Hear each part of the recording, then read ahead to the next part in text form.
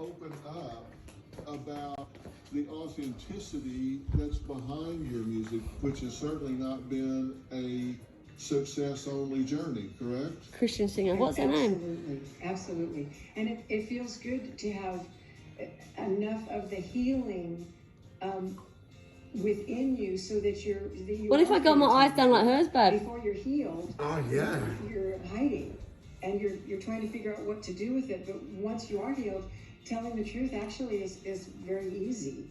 Well, that's the thing, and the reason I think this is so important for people is they look at someone like you that seems so together and so radiant and happy in your life, and to hear the story that's behind that, people are inspired by that. To talk about some of this, at age 17, you had an event in your life from which you carried a lot of shame. Talk about what that was and how that impacted you. When I was 17, I was trying to escape my childhood home. So I started dating a man that was 8 years my senior. Me and this guy had been together about 3 months when I became pregnant.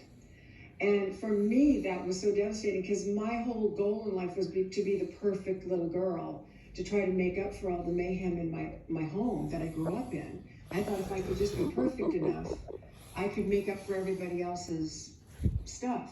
So what do? I'm barely out of high school, and Roe versus Wade was 90 days old. And so I found myself sitting in an abortion clinic.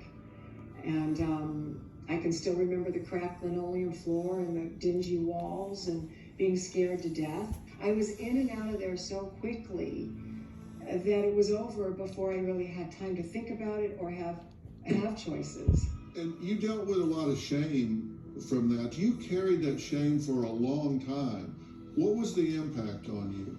When you have a secret like that, and then all of a sudden I became a Christian, actually 3 weeks after my abortion is when I came to know the Lord. So then all of a sudden, because I could sing, I was catapulted into a recording career. So all of a sudden now I'm on these huge platforms with Billy Graham. Who is she? And, Madison Square Garden. And you know what would happen?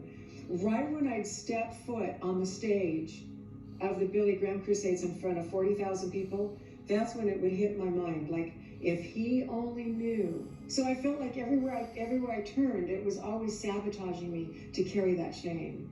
So you felt like a fraud the whole time, like I'm pretending to be something I'm really not. That's the perfect way to put it. I felt like an imposter.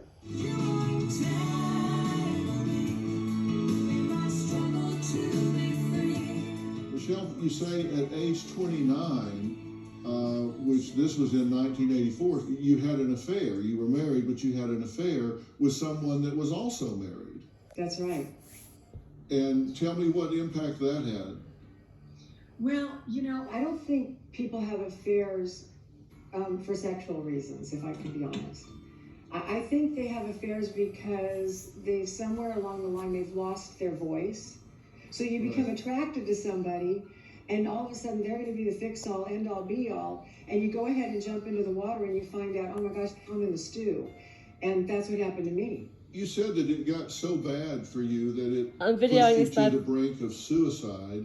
Absolutely. So tell me about that darkest moment when you said, okay, there's no point in going on. I had never been suicidal before, but I just felt like it would be just better if I just weren't here. And so I was ready to take a handful of pills, and there I sat. Tell me what pulled you back from the brink. I was sitting on the same bed I'd hidden under as a child to get away from my mother's yardsticks and coat hangers and things when she drank. I felt this presence come into the room that was very dark. I began having a conversation with the darkness. We had it out. And I said to this darkness, I have been running from you all of my life. Just help me do this. He pretty much told me I was right about everything. I was worthless, and that it was just best that I take those pills. And I remember putting my face in my hands and crying. And I said to myself, Lord, I know you, but I can't find you. In that moment, I literally felt someone sit down on the bed next to me. And I knew exactly who it was. It was Jesus. Why did you decide to lay bare all of your secrets in book form? After Told I you, had spent about Trish. 10 years doing some really hard work, going to counseling, I really wanted answers. And I'll then help you. I was walking through my barn one day. I just felt this something in my belly stir up. And I was praying, and I actually said this. I said, Lord, why do you want me to tell my story? That this voice inside of me said, if you will tell the unvarnished truth about what I've done for you, Yep. I'll use your story Yep. to get into the story of the reader in places I can't Yep. go.